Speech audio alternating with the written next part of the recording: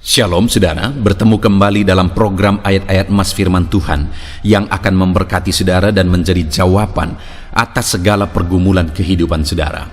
Untuk berlangganan dengan program ini, silakan di-subscribe channel ini saudara dan tekan juga tanda loncengnya. Kalau saudara diberkati melalui program ini dan saudara rindu memberkati, saudara butuh informasi lebih lanjut, silahkan lihat di kolom deskripsi video ini saudara. Puji Tuhan saudara, mari kita berdoa buat ayat-ayat emas firman Tuhan yang akan kita renungkan bersama.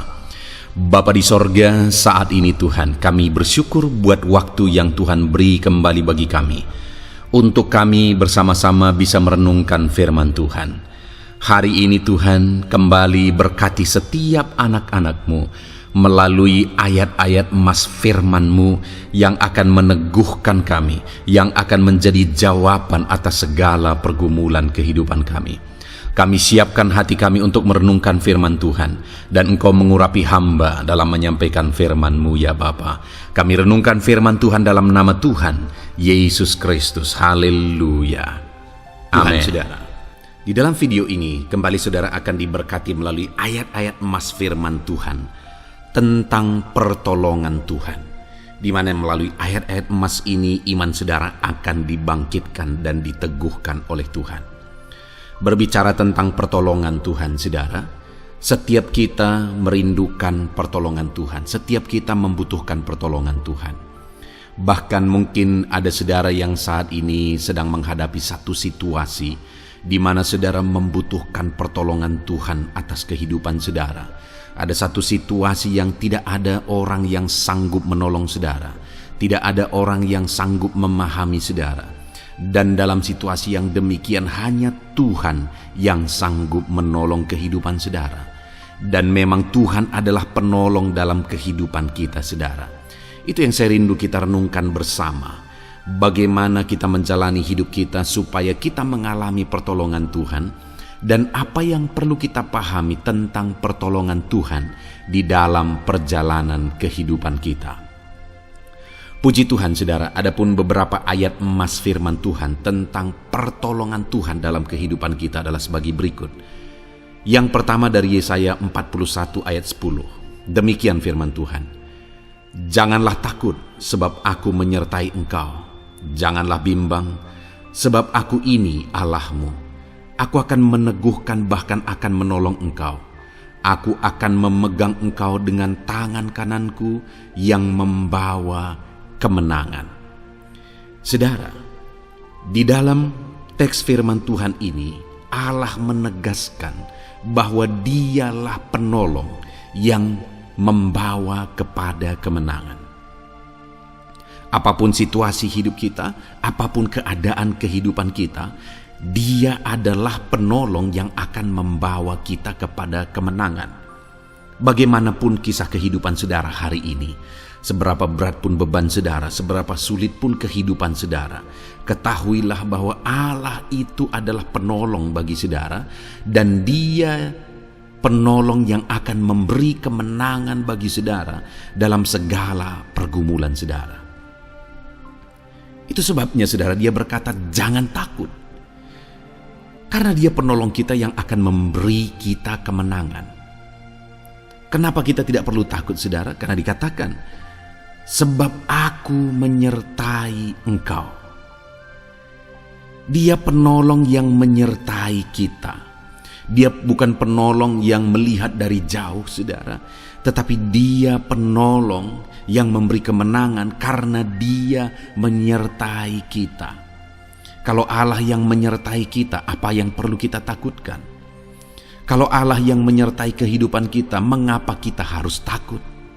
Itu sebabnya Dia berkata jangan takut. Bahkan Dia juga berkata jangan bimbang, sebab aku ini Allahmu. Apa yang mau Dia tegaskan di sini saudara? Kekuasaannya, otoritasnya, kemahakuasaannya. Ketika Dia berkata sebab aku ini Allahmu, jangan bimbang. Dia akan memberi kemenangan bagi kita saudara, karena Dia Allah kita yang berkuasa, yang sanggup, yang tidak ada yang mustahil bagi Dia. Dia berkata aku akan meneguhkan engkau, bahkan akan menolong engkau. Aku akan memegang engkau dengan tangan kananku yang membawa kepada kemenangan. Tangan kanannya menuntun saya, tangan kanannya menuntun saudara, dan tangan kanannya menuntun kita dan membawa kita kepada kemenangan. Itu sebabnya saudara, jangan takut, jangan bimbang.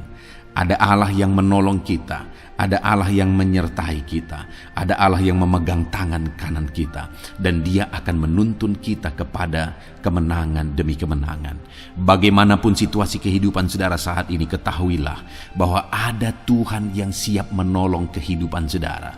Dia menyertai saudara, Dia meneguhkan saudara, Dia menolong saudara, bahkan memegang tangan kanan saudara, menuntun saudara kepada kemenangan. Ayat emas kedua saudara tentang Allah adalah penolong kita adalah dalam Ulangan pasal 31 ayat 6, di mana firman Allah berkata, kuatkan dan teguhkanlah hatimu, janganlah takut dan janganlah gemetar karena mereka, sebab Tuhan Allahmu dialah yang berjalan menyertai engkau, Ia tidak akan membiarkan engkau dan tidak akan meninggalkan engkau. Janjinya kembali dalam bentuk pertolongan yang Dia nyatakan dalam hidup kita, saudara. Dia berkata, Dialah yang berjalan menyertai engkau. Penolong kita berjalan menyertai kita, saudara. Kemudian juga Dia berkata, Ia tidak akan membiarkan engkau dan tidak akan meninggalkan engkau. Tuhan tidak pernah membiarkan saya, Tuhan tidak pernah meninggalkan saya, Dia tidak pernah meninggalkan dan membiarkan saudara. Dia Allah yang menyertai saudara dalam segala keadaan kehidupan saudara. Itu sebabnya Dia berkata, kuatkan dan teguhkanlah hatimu, jangan takut, jangan gemetar. Sebab Dia Allah yang berjalan menyertai kita, Dia Allah yang menolong kehidupan kita. Kemudian ayat emas ketiga saudara, dari Mazmur pasal 33 ayat 18 dikatakan, sesungguhnya mata Tuhan tertuju kepada mereka yang takut akan Dia, kepada mereka yang berharap akan kasih setianya. Saudara rindu mata Tuhan tertuju ke dalam kehidupan saudara. Saudara rindu Tuhan mengawasi, Tuhan melihat, Tuhan menjagai saudara. Matanya tertuju ke dalam kehidupan saudara. Firman-Nya berkata, sesungguhnya mata Tuhan tertuju kepada mereka. Kepada siapa saudara? Yang takut akan Dia, dan kepada mereka yang berharap akan kasih setia-Nya. Bagaimana supaya kita mengalami pertolongan Tuhan? Dikatakan bahwa kita harus hidup takut akan Tuhan. Dan kemudian kita harus berharap kepada kasih setia-Nya, bukan kepada perkara dunia, tetapi kasih setia Tuhan. Di sanalah pengharapan kita. Sesungguhnya mata Tuhan tertuju kepada kita. Jangan takut. Jangan takut saudara. Berharaplah kepada Tuhan. Jika kita tidak takut, jika kita terus menaruh pengharapan kita kepada Tuhan dan kepada kasih setia-Nya, sesungguhnya Allah yang mengawasi kita akan menyatakan mujizat-Nya bagi kehidupan kita. Kemudian dari Mazmur pasal 63 ayat yang ke-8 saudara, dikatakan di sana, sungguh engkau telah menjadi pertolonganku, dan dalam naungan sayap-Mu aku bersorak-sorai. Saudara, pemazmur ini menegaskan dengan mengawali kata sungguh engkau telah menjadi pertolonganku. Artinya apa saudara? Bahwa pemazmur ini benar-benar mengalami bahwa Tuhan yang menjadi pertolongan dalam hidupnya. Benar-benar menyaksikan bahwa Tuhan yang menjadi pertolongan dalam hidupnya. Dan Tuhan menaungi dia dengan sayap-Nya. Sehingga dia berkata, aku bersorak-sorai, aku bersuka cita. Dia bersuka cita atas pertolongan Tuhan dalam hidupnya. Dia bersuka cita atas naungan Tuhan atas kehidupannya. Demikian juga saudara hari ini. Allah itu adalah pertolongan bagi setiap saudara. Allah itu sungguh adalah penolong bagi saudara. Kemudian ayat emas terakhir saudara, masih dari Mazmur pasal 124 ayat yang ke-8. Demikian firman Tuhan. Pertolongan kita adalah dalam nama Tuhan yang menjadikan langit dan bumi. Saudara, pemazmur ini menegaskan kepada umat Tuhan bahwa pertolongan kita adalah dalam nama Tuhan yang menjadikan langit dan bumi. Saudara, tidak ada pertolongan yang lain. Pertolongan yang berkuasa, pertolongan yang sanggup, pertolongan yang ajaib adalah pertolongan yang berasalnya dari Tuhan. Itu sebabnya pertolongan kita serukan dalam nama Tuhan yang menjadikan langit dan bumi, yang berkuasa, yang ajaib. Dialah pertolongan kita. Tidak ada yang mustahil bagi Dia kalau Tuhan yang menjadi penolong saudara. Saudara sedang sakit, Tuhan sanggup menyembuhkan. Saudara sedang lemah, Tuhan sanggup menguatkan. Saudara sedang berbeban berat, Tuhan sanggup mengangkat segala beban persoalan saudara. Pertolongan kita adalah dari Tuhan yang berkuasa, yang menjadikan langit dan bumi. Puji Tuhan saudara, itu sebabnya jadikan Tuhan sebagai penolong dalam hidup saudara. Berharaplah kepada Tuhan sebagai penolong dalam kehidupan saudara, maka saudara akan melihat bagaimana Allah pencipta langit dan bumi bertindak dalam kehidupan saudara. Puji Tuhan saudara, biarlah ayat-ayat emas firman Tuhan ini membangkitkan iman saudara bahwa Tuhan yang menjadi penolong dalam kehidupan saudara. Puji Tuhan saudara, kiranya firman Tuhan ini memberkati saudara, dan kita akan terus merenungkan firman Tuhan dalam topik yang lain saudara. Biarlah saudara terus diberkati melalui kebenaran-kebenaran firman Tuhan dalam nama Yesus. Haleluya. Alangkah indahnya saudara. Puji Tuhan saudara, di dalam video ini kembali saudara akan dikuatkan dan diteguhkan melalui ayat-ayat emas firman Tuhan yang akan membangkitkan iman saudara, yang akan membaharui kehidupan saudara untuk saudara melangkah seturut dengan prinsip-prinsip kebenaran firman Tuhan. Adapun topik firman Tuhan yang saya rindu kita renungkan di dalam ayat-ayat emas firman Tuhan ini saudara adalah tentang doa kesepakatan. Allah merindukan umat-umatnya bersatu. Bahkan Yesus pernah berdoa supaya umat-umatnya, murid-muridnya bersatu, hidup dalam kesatuan.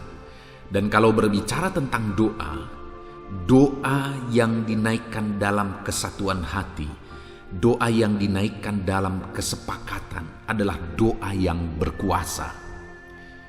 Artinya saudara, kalau di dalam kehidupan kita, dalam persekutuan kita bersepakat berdoa, bersatu hati berdoa, ada kuasa di sana. Ketika di tengah keluarga kita bersepakat bersatu hati berdoa, ada kuasa Tuhan di sana.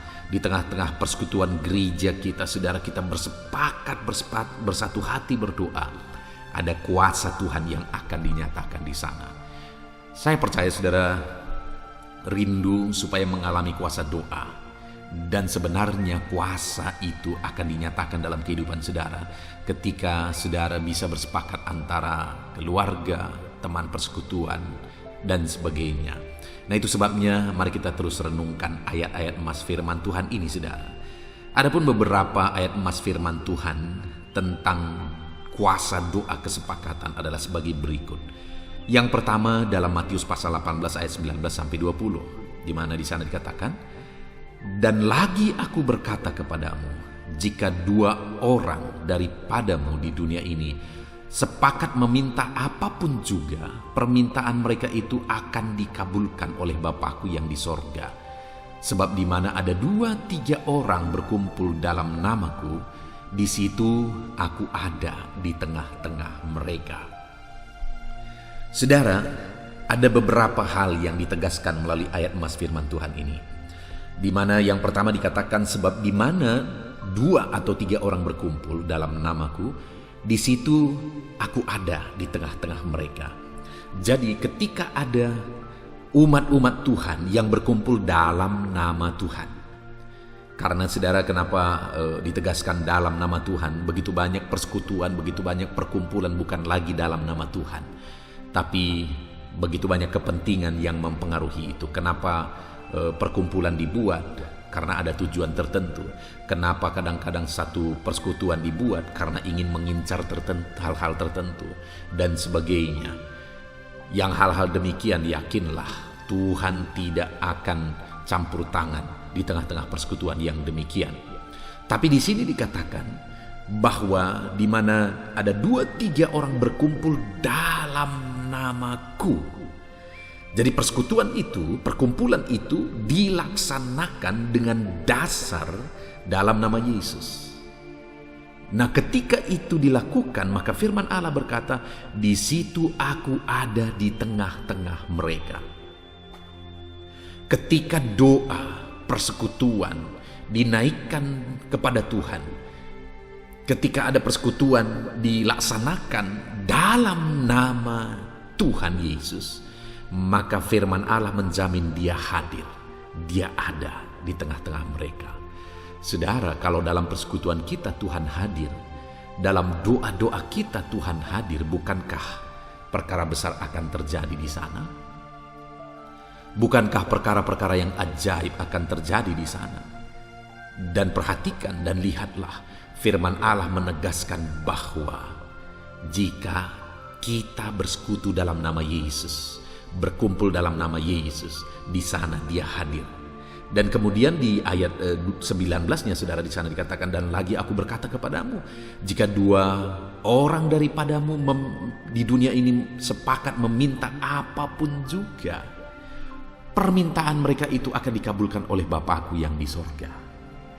Nah, kemudian selanjutnya ditegaskan di sini bahwa jika 2 orang daripadamu di dunia ini sepakat, yang berkumpul tadi, yang berkumpul dalam nama Yesus, di mana Tuhan hadir di sana, kemudian mereka bersepakat berdoa, bersepakat memohon, meminta kepada Tuhan, maka firman Allah menjamin bahwa permintaan mereka itu akan dikabulkan Bapa-Ku yang di sorga.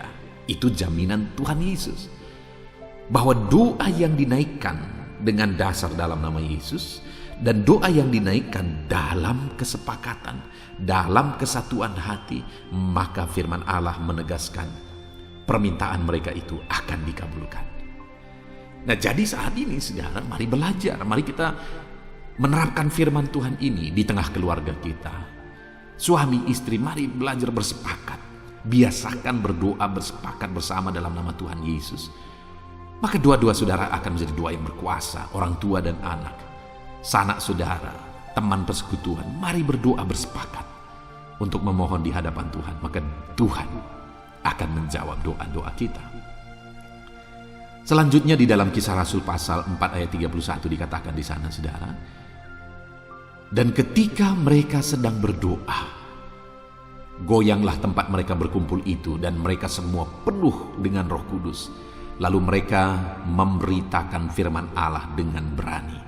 Saudara, ini kisah tentang gereja mula-mula, di mana kebiasaan mereka adalah berkumpul, di mana dikatakan tadi 2-3 orang berkumpul dalam nama Yesus. Pada waktu itu jelas-jelas perkumpulan mereka adalah perkumpulan dalam nama Yesus. Kenapa saudara? Karena pada waktu itu ada tantangan yang mereka harus hadapi. Mereka berkumpul bukan karena kepentingan, tapi benar-benar karena rindu akan Tuhan. Kalau ada kepentingan, maka mereka akan membandingkan kepentingan-kepentingan itu dengan risiko yang harus mereka hadapi. Tetapi pada waktu itu saudara, mereka tidak ada kepentingan, bukan mencari sesuatu, bukan menginginkan sesuatu, tetapi mereka berkumpul karena mereka semua rindu akan Tuhan. Mereka berkumpul dalam nama Yesus. Dan ketika itu terjadi, seringkali kuasa Tuhan dinyatakan, kesembuhan terjadi. Dan di dalam konteks ini dikatakan sampai tempat mereka berkumpul goyang.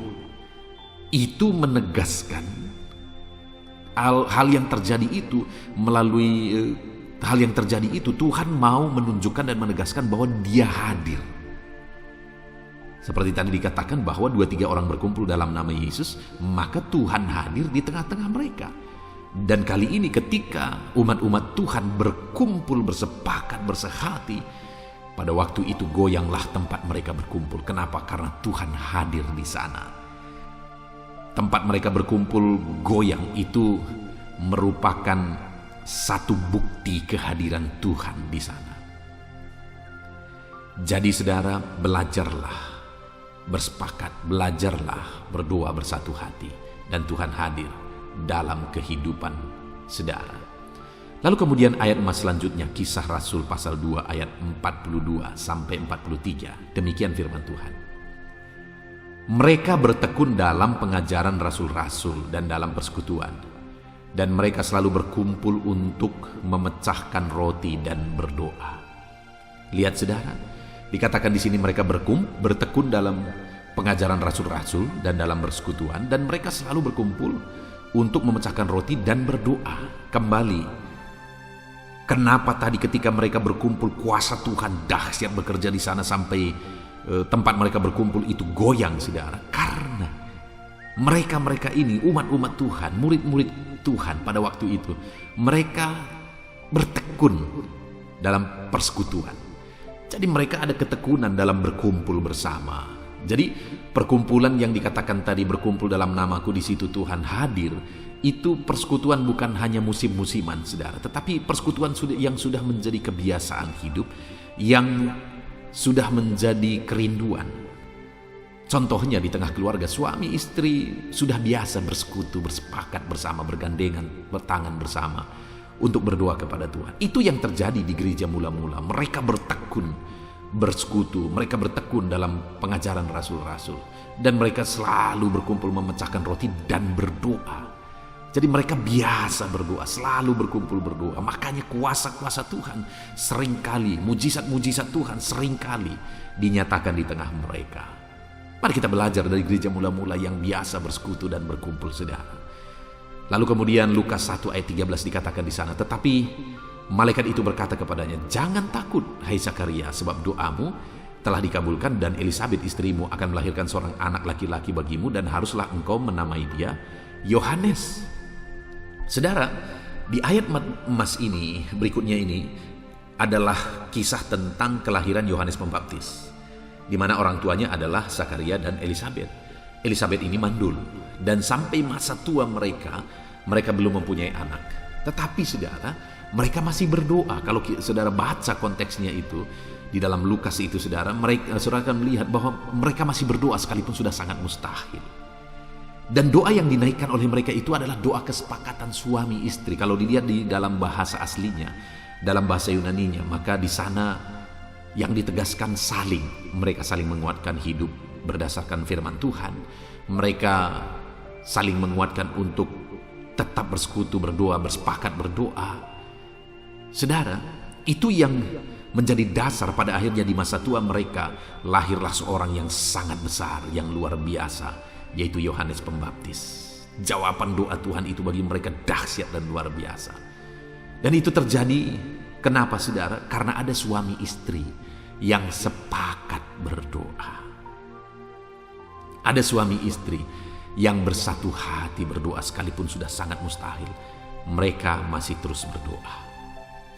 Lalu kemudian dalam 2 Tawarikh pasal 7 ayat 14 saudara, di sana dikatakan, dan umatku yang atasnya namaku disebut merendahkan diri, berdoa, mencari wajahku, lalu berbalik dari jalan-jalannya yang jahat, maka aku akan mendengarkan dari sorga dan mengampuni dosa mereka serta memulihkan negeri mereka. Selanjutnya di sini dikatakan bahwa ketika ada umat Tuhan merendahkan diri, berdoa dan juga mencari wajah Tuhan, lalu kemudian berbalik dari jalan-jalannya yang jahat, artinya bertobat, maka jaminan firman Tuhan, aku akan mendengar mereka dari sorga dan mengampuni dosa mereka dan memulihkan negeri mereka. Saudara rindu Tuhan menjawab saudara? Saudara rindu Tuhan mengampuni dosa saudara? Saudara rindu pemulihan terjadi dalam kehidupan saudara? Maka yang harus saudara lakukan, bersepakatlah untuk merendahkan diri, bersepakatlah berdoa dan mencari wajah Tuhan, dan bersepakatlah berbalik dari jalan-jalan Tuhan. Artinya naikkan doa kesepakatan dengan memohon jawaban Tuhan sambil merendahkan diri, sambil bertobat. Saudara, Tuhan melihat apa yang saudara kerjakan dengan penuh kerendahan hati, dengan pertobatan demi pertobatan. Tuhan akan campur tangan dalam kehidupan saudara. Puji Tuhan saudara, Allah itu begitu baik. Biarlah ayat-ayat emas firman Tuhan ini meneguhkan iman saudara. Dan biarlah saudara bersepakat berdoa di tengah keluarga saudara, dalam kehidupan saudara, dalam lingkungan saudara.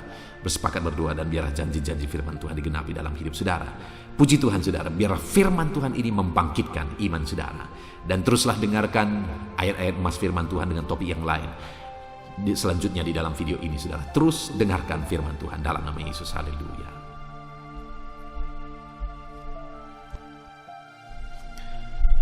Puji Tuhan saudara, di dalam video ini saudara akan diberkati melalui ayat-ayat emas firman Tuhan. Topik tentang Allah mengerjakan kedamaian dalam hidup umat-umatnya.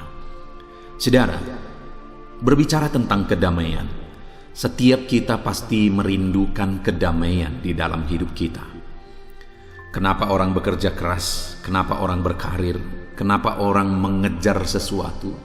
Mengejar materi, kesuksesan, keberhasilan, dan sebagainya. Sebenarnya ujung-ujung dari semuanya itu adalah kerinduan akan ketenangan dan kedamaian. Tapi yang menjadi masalahnya adalah bahwa banyak kali orang mencapai apa yang dia kejar, tetapi apa yang menjadi tujuannya tidak tercapai. Dia mengejar materi dan memperoleh materi dengan tujuan mendapat ketenangan, kedamaian, tetapi kedamaian tidak dia dapatkan.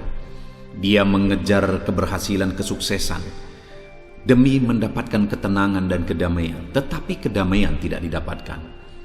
Seberapa sering kita mendengar orang-orang terkenal, orang sukses, orang-orang yang berhasil, tetapi hidup mereka akhirnya berakhir mati karena makan obat tenang terlalu banyak, overdosis. Kok bisa? Segala sesuatu ada, berkelimpahan. Artis-artis terkenal, internasional, banyak mati di hotel. Kenapa? Karena terlalu banyak makan obat penenang. Segala sesuatu ada, ketenaran ada, nama ada, kesuksesan ada, materi ada, sebagainya dan sebagainya. Tapi kok matinya karena overdosis obat tenang, obat penenang? Karena mereka tidak mengalami ketenangan dan kedamaian. Hari ini pun saya percaya setiap kita merindukan ketenangan dan kedamaian dalam hidup kita. Itu sebabnya saudara, mari kita renungkan ayat-ayat emas firman Tuhan yang berbicara tentang ketenangan dan kedamaian, supaya kita mengalami ketenangan dan kedamaian dalam hidup kita. Siapkan hati saudara, gunakan waktu ini saudara untuk merenungkan ayat-ayat emas firman Tuhan. Kerinduan saya melalui ayat-ayat emas firman Tuhan yang kita belajar dalam video ini, saudara mengalami ketenangan, kedamaian dalam hidup saudara. Dan saya rindu saudara akan bersaksi bagaimana Tuhan mengerjakan kedamaian dalam hidup saudara. Ataupun mungkin selama ini saudara sudah menerapkan prinsip-prinsip firman Tuhan yang kita belajar dalam video ini, dan saudara mengalami kedamaian Tuhan kerjakan, ketenangan Tuhan kerjakan dalam hidup saudara. Saksikan, tuliskan di kolom komentar video ini saudara, untuk menjadi kesaksian menguatkan anak-anak Tuhan yang lain. Puji Tuhan saudara, adapun beberapa ayat-ayat emas firman Tuhan yang berbicara tentang ketenangan dan kedamaian adalah sebagai berikut. Yang pertama adalah dari Kolose pasal yang ketiga ayat 15. Demikian firman Tuhan. Hendaklah damai sejahtera Kristus memerintah dalam hatimu, karena untuk itulah kamu telah dipanggil menjadi satu tubuh, dan bersyukurlah. Saudara, hal yang ditegaskan di dalam ayat ini adalah bahwa Tuhan merindukan, firman Allah menegaskan bahwa hendaklah murid-muridnya, umat-umatnya, jemaat-jemaat Tuhan mengalami damai sejahtera Kristus memerintah di hatinya. Damai sejahtera Kristus memenuhi hatinya. Dan dikatakan karena untuk itulah kamu telah dipanggil. Saudara dipanggil oleh Tuhan untuk mengalami damai sejahtera Tuhan.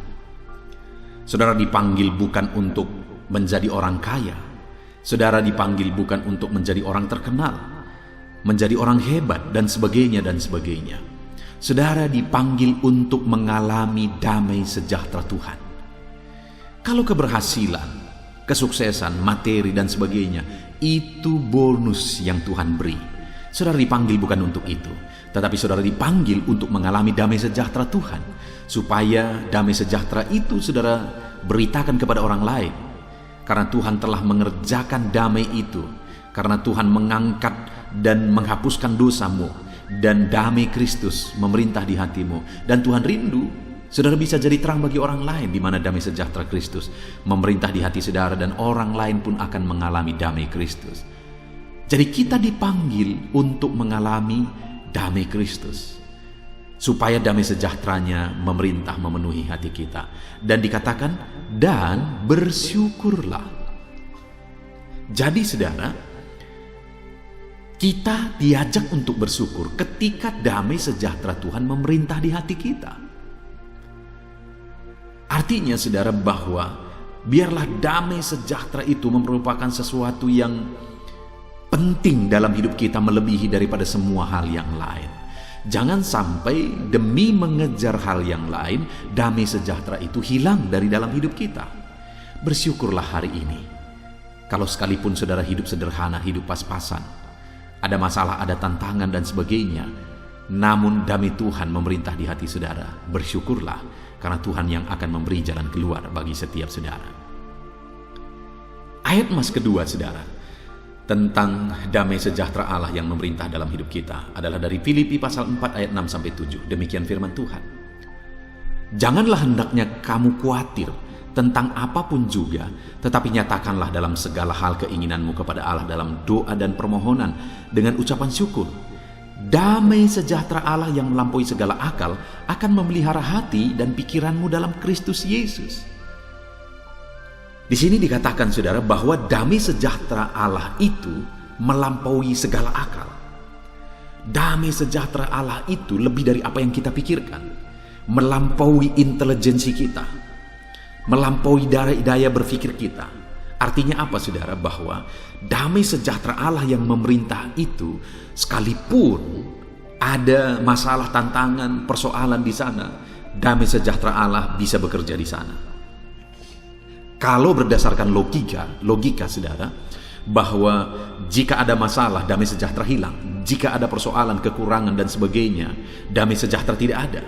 Tetapi jika damai sejahtera Allah yang memerintah, maka itu melampaui akal. Dia sanggup tetap tinggal di sana, memenuhi dan melimpahkan kita dengan sukacita. Jika damai sejahtera itu memelihara hati dan pikiran kita. Dan itu akan terjadi saudara bagi umat-umat Tuhan jika dikatakan tadi, janganlah hendaknya kamu khawatir tentang apapun juga, tetapi nyatakanlah segala hal keinginanmu kepada Allah dalam doa dan permohonan dan ucapan syukur. Bagaimana supaya damai sejahtera Allah yang melampaui segala akal memelihara hati dan pikiran kita? Jangan hidup dalam kekhawatiran, tetapi nyatakanlah segala keinginan kita dalam doa dan permohonan dan ucapan syukur. Nyatakan segala keinginan kita dalam doa kepada Tuhan. Jangan dikuasai kekhawatiran kalau saudara tidak mau damai sejahteramu hilang.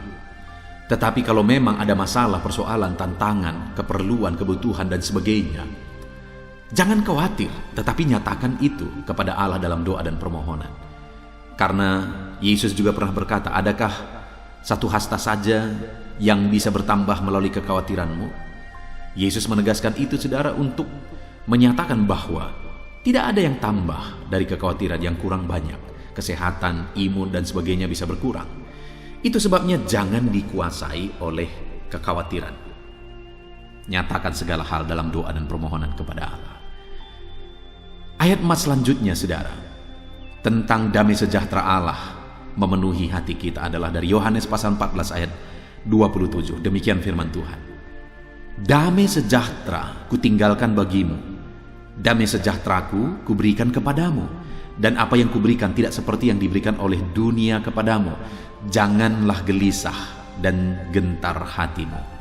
Saudara, Yesus menegaskan di sini kepada murid-muridnya sebelum dia naik ke sorga. Dia berkata, damai sejahteraku kuberikan kepadamu, kutinggalkan bagimu. Dan dia menegaskan bahwa damai sejahteranya itu tidak seperti yang diberikan oleh dunia. Damai sejahtera yang diberikan oleh dunia seringkali itu semu. Seringkali itu bersifat sementara. Sukacita, kedamaian itu bisa berubah dengan seketika.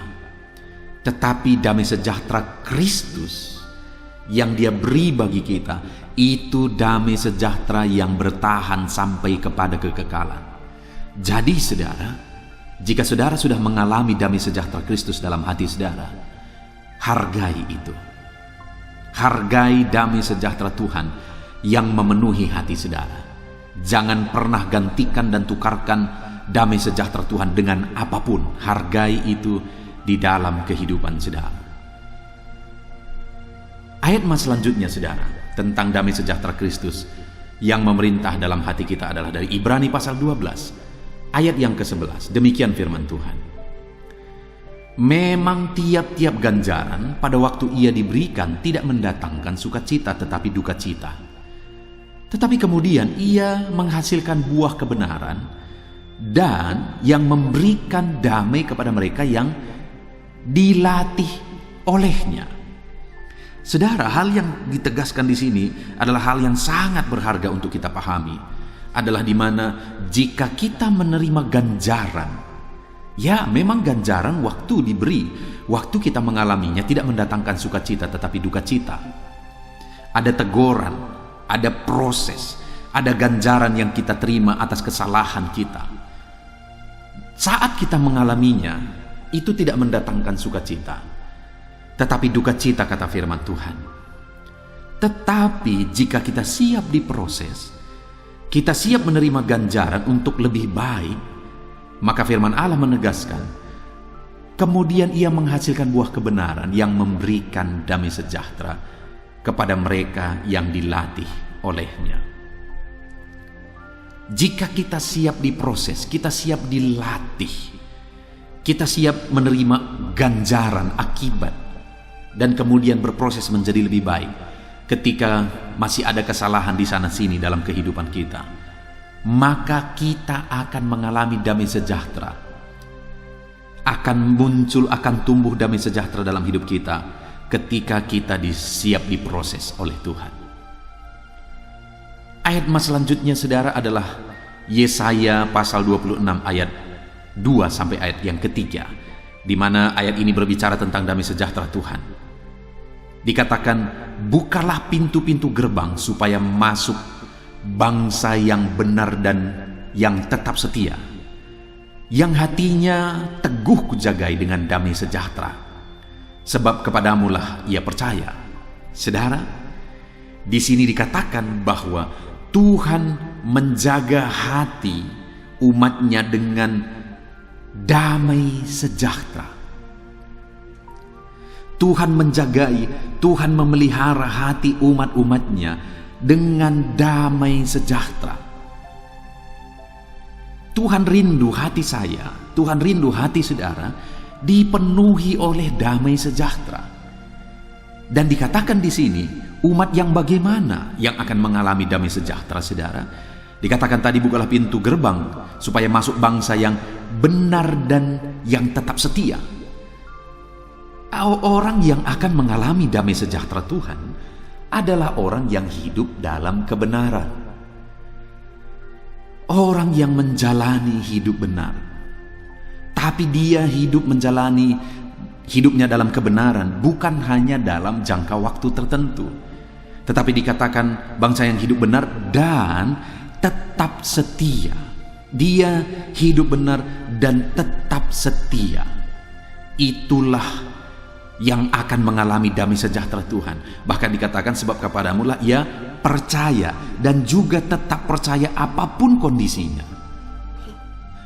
Ketika saya dan saudara tetap hidup dalam iman, tetap hidup dalam kebenaran, tetap setia, maka damai sejahtera Tuhan akan memelihara dan memenuhi kehidupan kita. Puji Tuhan saudara. Ayat emas selanjutnya tentang damai sejahtera Allah yang memenuhi kehidupan kita adalah dari Yesaya pasal 32 ayat 17. Demikian firman Tuhan. Di mana ada kebenaran, di situ akan tumbuh damai sejahtera, dan akibat kebenaran ialah ketenangan, dan ketentraman untuk selama-lamanya. Saudara, ayat ini luar biasa menegaskan bahwa di mana ada kebenaran, di situ tumbuh damai sejahtera. Saudara mau dalam hidup saudara tumbuh damai sejahtera, maka hiduplah dalam kebenaran. Karena jika saudara hidup dalam kebenaran, maka dalam hidup saudara akan tumbuh damai sejahtera. Jika di tengah keluarga saudara ada kebenaran, maka di tengah keluarga saudara akan tumbuh damai sejahtera. Dan akibat dari kebenaran itu saudara, ketika kita hidup benar di hadapan Tuhan, tumbuh damai sejahtera di sana, dan dikatakan akibat kebenaran itu adalah ketenangan dan ketentraman. Saudara rindu hidup dalam ketenangan dan ketentraman dalam hidup saudara, maka jalanilah hidup benar. Karena ketika kita hidup dalam kebenaran, maka bagian kita adalah ketenangan dan ketentraman. Dan dikatakan di sini untuk selama-lamanya. Ketenangan dan ketentraman itu bukan bersifat sementara, tapi untuk selama-lamanya. Itu sebabnya saudara, hiduplah benar. Hiduplah benar. Ayat mas selanjutnya saudara tentang ketenangan daripada Tuhan adalah dari Yesaya pasal 48. Ayat yang ke-18, demikian firman Tuhan. Sekiranya engkau memperhatikan perintah-perintahku, maka damai sejahteramu akan seperti sungai yang tiada pernah kering, dan kebahagiaanmu akan terus melimpah seperti gelombang-gelombang laut yang tidak pernah berhenti. Saudara, firman Allah menegaskan bahwa damai sejahteranya bisa terus mengalir seperti sungai yang tiada pernah kering. Kebahagiaan dari Tuhan itu bisa melimpah seperti gelombang laut yang tidak pernah berhenti. Dan itu akan terjadi saudara, ketika kita memperhatikan perintah-perintah Allah. Saudara, saat ini apakah saudara sedang hidup menuruti perintah Allah? Kalau engkau hidup menuruti perintah-perintahnya, saudara menjalani perintah-perintahnya, maka damai sejahteranya akan mengalir, melimpah di dalam kehidupan saudara. Ayat emas selanjutnya saudara, yang merupakan ayat emas terakhir tentang damai sejahtera Allah dalam hidup kita adalah dari Roma pasal yang ke-8 ayat yang ke-6. Demikian firman Tuhan. Karena keinginan daging adalah maut, tetapi keinginan roh adalah hidup dan damai sejahtera. Saudara, ditegaskan di sini bahwa keinginan daging adalah maut. Keinginan daging berupahkan maut. Sedangkan keinginan roh adalah hidup dan damai sejahtera. Artinya apa saudara? Bahwa kalau kita hidup menurut keinginan daging, maut yang menjadi bagian kita. Tetapi jika kita hidup menurut keinginan roh, maka hidup dan damai sejahtera menjadi bagian kita. Itu sebabnya saudara, jalani hidup kita berdasarkan keinginan-keinginan roh. Biarlah Roh Kudus memenuhi hati kita. Biarlah Roh Kudus memimpin kita. Kita hidup berdasarkan kehendak dan pimpinan roh. Kita hidup berdasarkan keinginan roh. Maka dengan demikian saudara, kita mengalami damai sejahtera Tuhan. Puji Tuhan saudara, kita sungguh bersyukur buat firman Tuhan, ayat-ayat emas firman Tuhan yang telah kita renungkan bersama. Yaitu bahwa kita dipanggil untuk mengalami damai sejahtera Tuhan. Dan damai sejahtera yang Tuhan beri itu melampaui segala damai sejahtera ketenangan yang bisa diberikan oleh dunia. Damai sejahtera yang diberi oleh Tuhan itu lebih dari apa yang kita pikirkan. Saya percaya setiap kita merindukan damai sejahtera terjadi dalam hidup kita. Apa yang menjadi bagian kita? Kita sudah belajar bahwa kita harus hidup dalam kebenaran. Kita harus hidup dalam keinginan roh. Kita harus tetap percaya kepada Tuhan. Kita harus tetap setia. Dan kita memperhatikan dan menghidupi firman Tuhan. Maka dengan demikian kita akan mengalami damai sejahtera Tuhan. Puji Tuhan saudara, biarlah damai sejahtera Tuhan memenuhi hati kita semua. Saat ini saudara, saya rindu berdoa bagi setiap saudara. Biar damai sejahtera Tuhan memenuhi kehidupan saudara. Kita ambil sikap berdoa. Mari kita berdoa. Bapa di sorga, saat ini Tuhan, hamba berdoa bagi setiap anak-anak-Mu yang sedang mendengarkan video renungan ayat-ayat Mas firman Tuhan, di mana kami telah belajar bahwa damai sejahtera-Mu lebih daripada apa yang diberikan dunia. Damai sejahtera-Mu Kau peruntukkan bagi kami. Dan untuk kami mengalami damai sejahtera-Mu, kami akan hidup dalam kebenaran, kesetiaan, hidup dalam firman-Mu, hidup dalam Roh Kudus, hidup dalam iman. Kami akan menjalani hari-hari kami hidup dalam kebenaran-Mu untuk kami mengalami dan hidup dalam damai sejahtera Tuhan. Terima kasih Bapa di sorga, kami sungguh bersyukur buat firman Tuhan ini. Hamba berdoa jamah setiap anak-anak-Mu yang sedang mendengarkan video renungan ayat-ayat Mas ini ya Tuhan. Jamah mereka untuk mereka mengalami damai sejahtera Tuhan di sepanjang hidup mereka. Terpujilah nama Tuhan. Dalam nama Tuhan Yesus Kristus kami berdoa dan bersyukur. Haleluya. Amin. Puji Tuhan saudara, di dalam video ini saudara akan diberkati melalui ayat-ayat emas firman Tuhan tentang bahwa Tuhan memberi upah kepada orang-orang yang mau bekerja keras. Saudara, di dalam perjalanan kehidupan kita, saya percaya setiap kita rindu supaya apa yang kita kerjakan ada hasilnya, ada dampaknya, ada upah yang kita terima. Dan firman Tuhan juga menegaskan bahwa Dia Allah yang rindu memberi upah kepada umat-umatnya yang hidup bekerja keras. Hari ini, adakah saudara sedang melakukan pekerjaan saudara, melakukan usaha saudara, saudara melakukan yang terbaik dalam apa yang sedang saudara kerjakan, dan saudara rindu saudara menerima upah atas segala yang saudara kerjakan? Renungan ini adalah untuk saudara. Bagaimana supaya saudara bisa menerima upah atas kerja keras saudara? Bagaimana supaya saudara menerima hasil atas usaha saudara? Kerinduannya saudara melalui renungan ayat-ayat emas ini, saudara melakukan yang terbaik di dalam kehidupan saudara, dan kemudian saudara mengalami upah atas apa yang saudara kerjakan, sehingga itu akan menjadi kesaksian. Saudara, saya rindu saudara menyaksikan bagaimana Tuhan memberi upah atas pekerjaan saudara. Ataupun mungkin selama ini saudara sudah menerapkan prinsip-prinsip kebenaran firman Tuhan yang akan kita renungkan bersama di dalam ayat-ayat mas firman Tuhan di dalam video ini.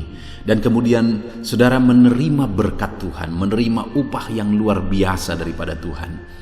Silahkan disaksikan di kolom komentar video ini saudara, supaya menguatkan anak-anak Tuhan yang lain bagaimana mereka harus bekerja dan bahwa Tuhan pasti memberi upah atas apa yang mereka kerjakan.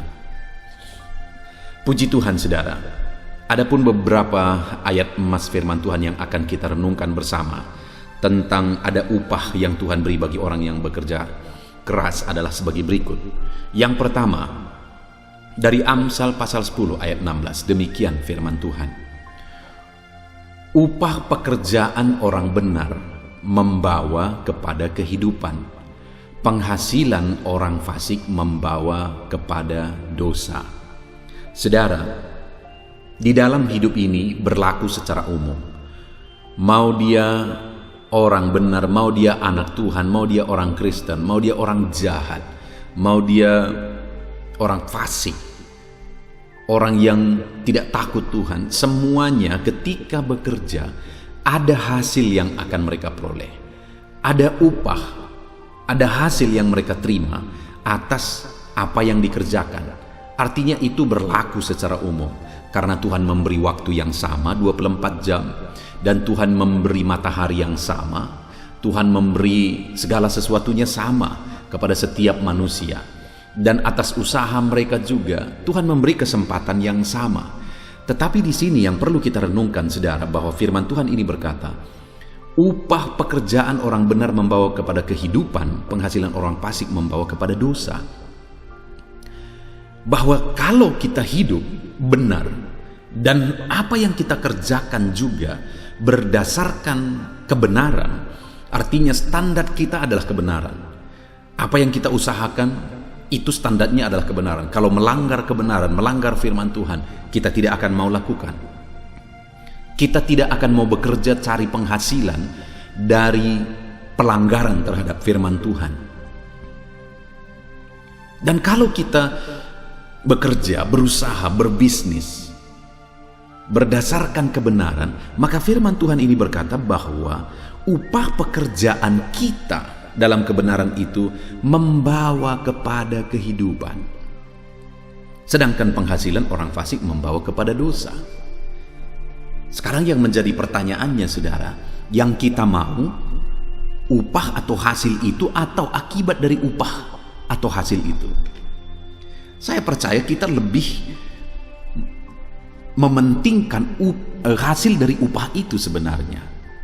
Artinya ketika kita bekerja dan kita menghasilkan sesuatu, dan apa hasil dari yang kita hasilkan tersebut. Artinya bahwa dengan kita menghasilkan materi, misalnya materi itu membuat keluarga kita bahagia, membuat keluarga kita nyaman, tenang. Itu yang kita rindukan. Daripada kita menghasilkan berkelimpahan dan kemudian itu menghancurkan, memporak-porandakan keluarga, saya pikir tidak ada kita yang ingin akan hal itu. Malah lebih baik tidak punya kelimpahan, sederhana, tapi keluarga bahagia. Itu jauh lebih kita inginkan. Jadi saudara, bagaimana supaya apa yang kita hasilkan itu, perkara materi, hasil kerja kita itu menghasilkan kebaikan? Hiduplah dalam kebenaran. Kerjakanlah apa yang saudara kerjakan dalam prinsip-prinsip kebenaran. Jangan lakukan, jangan kerjakan sesuatu yang bertentangan dengan firman Tuhan. Orang yang hanya mementingkan hasil, dia akan korupsi, dia akan menindas orang lain dan sebagainya dan sebagainya. Dan hasil dari itu, firman Tuhan berkata itu membawa kepada dosa, dan upah dosa adalah maut. Tetapi jika kita bekerja berdasarkan prinsip-prinsip kebenaran, hasil dari itu adalah kehidupan. Ada damai ketentraman yang akan kita terima. Itu yang pertama, saudara. Ayat Mas kedua tentang upah atas jerih lelah kita, apa yang kita kerjakan, adalah dari Amsal pasal 14 ayat 23. Demikian firman Tuhan. Dalam tiap jerih payah ada keuntungan, tetapi kata-kata belaka mendatangkan kekurangan saja. Di sini, saudara, ditegaskan bahwa harus ada jerih payah, harus ada usaha, tidak hanya sekedar kata, karena di sini katakan kata-kata saja mendatangkan kekurangan. Artinya orang yang hanya berkata-kata tanpa action, orang yang hanya berkata-kata tanpa tindakan, maka itu akan menghasilkan kemiskinan, kekurangan. Tetapi orang yang berjerih payah, orang yang berusaha, orang yang berjuang atas apa yang dia rencanakan, apa yang dia visikan, targetkan, maka dikatakan itu akan membawa keuntungan. Saudara, saya percaya setiap kita, kalau berbicara tentang keuntungan, setiap kita rindu kita mengalami keberuntungan dalam kehidupan kita. Dan di sini kita belajar dari prinsip firman Tuhan ini bahwa untuk meraih keuntungan ada perjuangan, ada usaha yang harus kita lakukan. Saudara, pertanyaannya hari ini, sejauh apa, sebesar apa perjuangan kita? Sebesar apa usaha dan jerih lelah kita? Mungkin kita berkata, kenapa aku belum berhasil? Kenapa aku belum beruntung? Pertanyaannya kembali ditujukan kepada kita. Seberapa berjuang saudara? Seberapa jerih payah yang saudara sudah usahakan? Seberapa harga yang sudah saudara bayar untuk mencapai hasil, untuk mencapai keuntungan? Saudara, orang yang beruntung adalah orang yang rela berjerih payah, rela berjuang, rela kerja keras. Itu sebabnya sebagai anak-anak Tuhan, jadilah pekerja keras, dan ada upah, ada keuntungan dari hasil kerja keras saudara. Ayat mas selanjutnya tentang upah bagi orang yang bekerja adalah dari 2 Tesalonika pasal 3 ayat 10. Demikian firman Tuhan. Sebab juga waktu kami berada di antara kamu, kami memberi peringatan ini kepada kamu. Jika seorang tidak mau bekerja, janganlah ia makan. Saudara, firman Allah menegaskan dengan tegas bahwa orang yang tidak bekerja, makan pun jangan. Jangankan untuk menerima upah yang berkelimpahan, jangankan untuk menerima hasil yang banyak, makan saja firman Allah menegaskan jangan makan kalau tidak bekerja. Itu artinya saudara, bekerja, berusaha, berjerih payah, itu hal yang sangat penting dalam kebenaran Tuhan, dalam prinsip firman Tuhan. Artinya kita harus berjuang, kita harus bekerja. Sebagai anak-anak Tuhan, jadilah pekerja-pekerja keras. Seringkali saudara, dalam mengiring Tuhan ada banyak yang salah dimengerti. Salah satu contoh misalnya antara doa dan usaha. Seringkali doa-doa itu diajarkan menjadi berat sebelah. Sepertinya kita tidak perlu bekerja, karena dengan berdoa saja Tuhan akan menjawab kita. Saudara, firman Allah menegaskan bahwa bekerja keras itu adalah satu hal yang prinsip dalam kebenaran Tuhan. Artinya kita harus berdoa keras dan bekerja keras. Kalau saudara mau menerima upah hasil dalam kehidupan saudara, jadilah pekerja keras. Karena jangankan untuk menerima upah yang banyak, makan saja bagi orang yang tidak bekerja, firman Tuhan berkata jangan. Hari ini, sudahkah saudara bekerja keras? Saudara akan menerima upah yang besar, kelimpahan yang besar ketika saudara bekerja keras. Jadilah pekerja keras.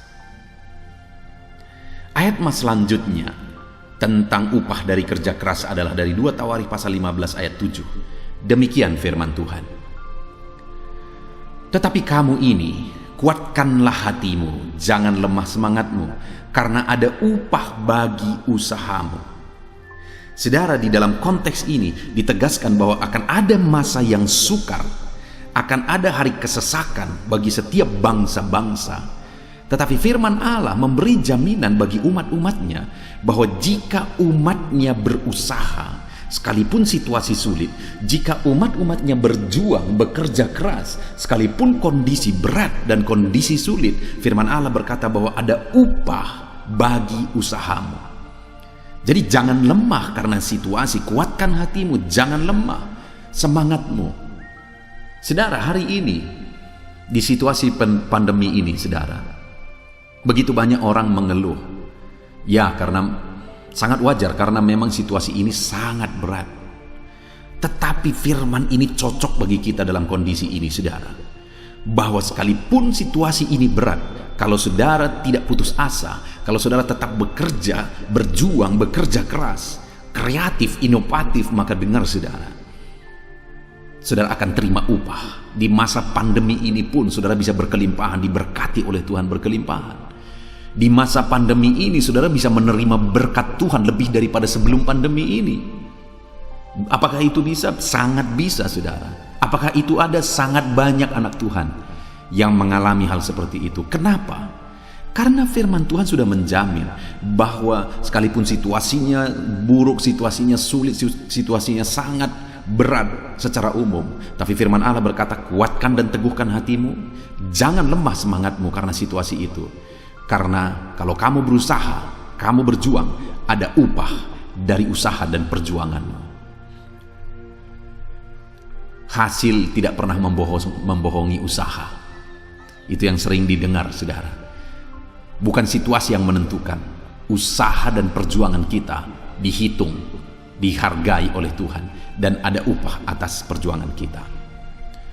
Ayat mas selanjutnya, saudara, tentang bagaimana kita terima upah atas kerja keras kita adalah dari 2 Timotius 2 ayat yang ke-6. Demikian firman Tuhan.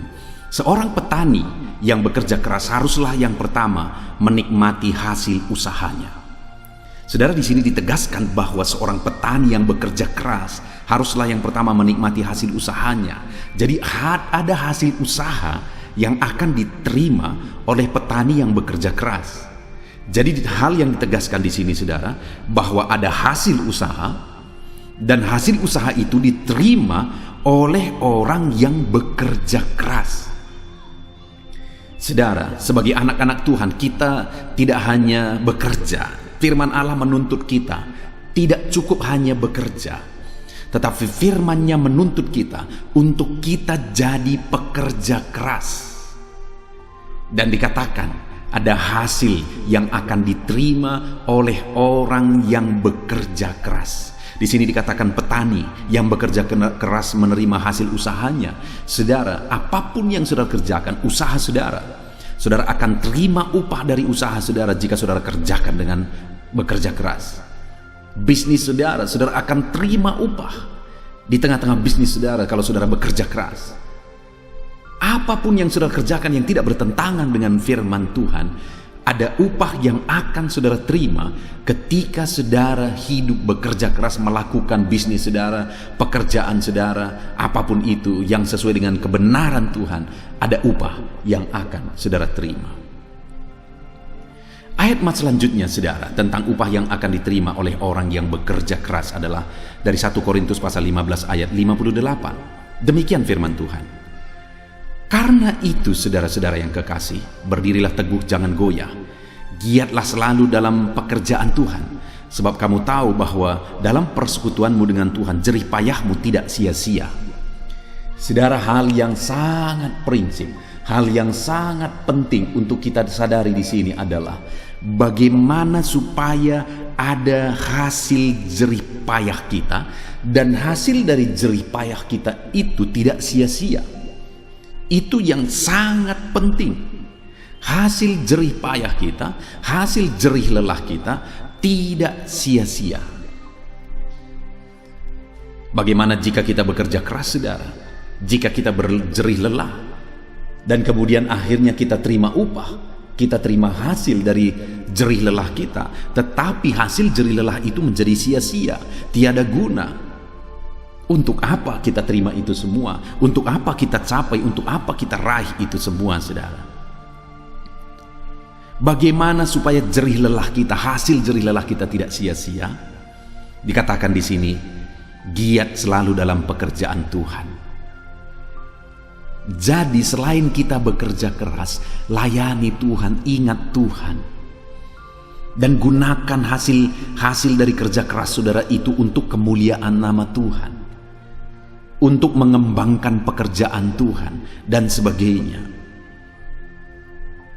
Cari Tuhan, giat dalam pekerjaan Tuhan, bersekutu dengan Tuhan, karena dikatakan bahwa dalam persekutuan dengan Tuhan jerih payahmu tidak sia-sia. Layanilah Tuhan, bersekutu dengan Tuhan, kerjakan segala sesuatu untuk kemuliaan nama Tuhan, maka dengan demikian jerih lelah kita tidak akan sia-sia. Tetapi jika kita melupakan Tuhan, sekalipun kita berjuang, bekerja keras, kita lakukan yang terbaik, dan akhirnya kita capai, kita raih hasil yang baik, tetapi jika kita tidak mengingat Tuhan, tidak mencari Tuhan, tidak mengandalkan Tuhan, tidak melayani Tuhan, semuanya itu sia-sia, saudara. Itu sebabnya berjerih lelahlah, tapi ingat Tuhan, layani Tuhan. Ayat terakhir, saudara, bagaimana kita menerima upah atas jerih lelah kita adalah dari Amsal pasal 10 ayat yang keempat. Demikian firman Tuhan. Tangan yang lamban membuat miskin, tetapi tangan orang rajin menjadikan kaya. Saudara, hal yang lain yang ditegaskan di sini adalah tentang kerajinan. Ada orang yang kerja keras tapi tidak rajin.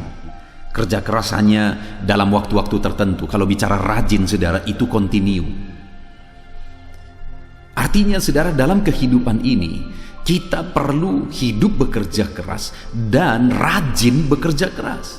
Terus menerus kita hidup dalam kerja keras.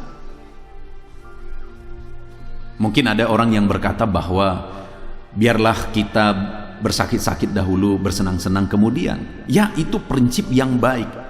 Dan itu prinsip yang benar. Tetapi, saudara, banyak orang yang kerja keras tetapi tidak rajin, sehingga tidak mencapai itu tadi yang akhirnya senang, akhirnya mempersiapkan dari sekarang untuk masa tua misalnya. Jadi kita perlu rajin supaya tidak menghasilkan kemiskinan, karena dikatakan tangan orang lamban membuat miskin, tetapi tangan orang rajin menjadikan kaya. Kalau kita rajin kerja keras, rajin kerja keras, rajin kerja keras, rajin, maka itu akan menjadikan kaya. Benar pepatah tadi berkata bahwa biarlah bersakit-sakit dahulu, bersenang-senang kemudian.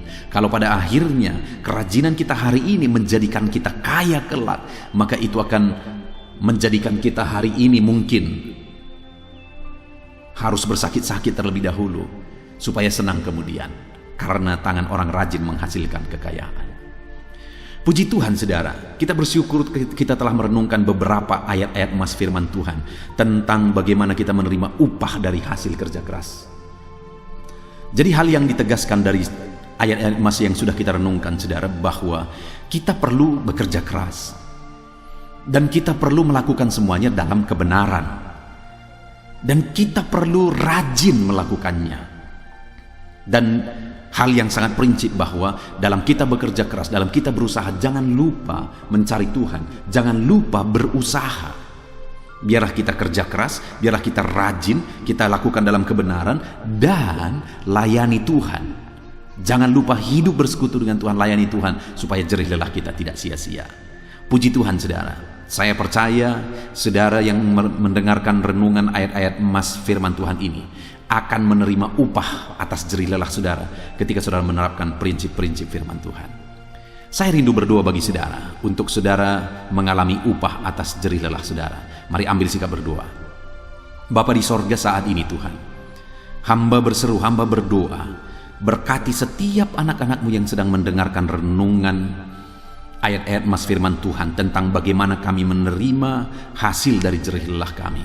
Kami sudah belajar bahwa kami harus jadi pekerja keras, kami harus rajin, kami harus lakukan semuanya dalam kebenaran firman Tuhan, dan dalam kerja keras kami juga harus terus melayani Tuhan. Maka firman-Mu menjamin bahwa ada upah yang akan kami terima. Itu sebabnya saat ini hamba berdoa bagi setiap anak-anak-Mu yang mendengarkan renungan firman Tuhan ini. Berkati mereka dalam kehidupan mereka, ajar mereka menjadi pekerja-pekerja keras. Ajar mereka menjadi orang-orang yang rajin bekerja keras. Biarlah mereka lakukan semuanya tetap dalam kebenaran prinsip firman Tuhan. Ajar anak-anak-Mu, ya Tuhan, disiplin, ketat, tegas dalam kebenaran firman-Mu. Artinya hal yang bertentangan dengan firman Tuhan mereka tolak.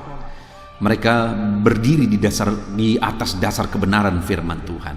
Dan biarlah setiap anak-anak-Mu ini tetap hidup melayani Tuhan.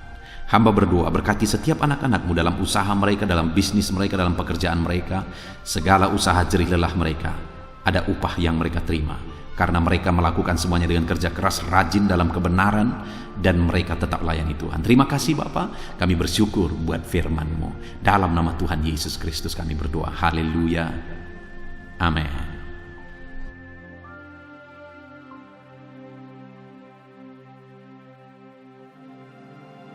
Haleluya, puji Tuhan saudara. Saya percaya setelah saudara mendengarkan ayat-ayat emas firman Tuhan, saudara sudah diteguhkan dan dikuatkan melalui kebenaran-kebenaran firman Tuhan. Dan tiba waktunya saat ini kita akan berdoa bersama saudara.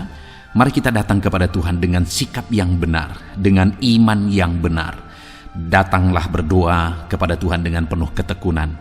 Tuhan yang menjadi jawaban atas segala pergumulan kita. Saya akan mendukung saudara dalam doa dalam segala pergumulan saudara. Mari kita berdoa bersama. Bapa di sorga, saat ini Tuhan bersama dengan anak-anak-Mu yang sedang mendengarkan renungan ayat-ayat emas ini, kami datang kepadamu. Kami berdoa dan berseru kepadamu ya Tuhan. Terima kasih buat anugerah-Mu, kebaikan kemurahan-Mu bagi setiap kami. Dan saat ini kami datang kepadamu membawa beban persoalan kehidupan kami. Engkau yang mengenal anak-anak-Mu ini pribadi lepas pribadi ya Tuhan. Jamah lawat setiap anak-anak-Mu ini. Hamba menopang mereka dalam doa. Mungkin saat ini ada anak-anak-Mu ini yang sedang ada dalam pergumulan, sakit penyakit, persoalan, beban hidup yang menindih kehidupan mereka. Tuhan kiranya yang campur tangan Engkau kiranya yang mengulurkan tangan, membebaskan anak-anak-Mu dari segala pergumulan kehidupan mereka. Dalam nama Yesus Kristus, berkati anak-anak-Mu ini ya Tuhan. Jamah mereka, lawat mereka, angkat segala beban yang menindih kehidupan mereka.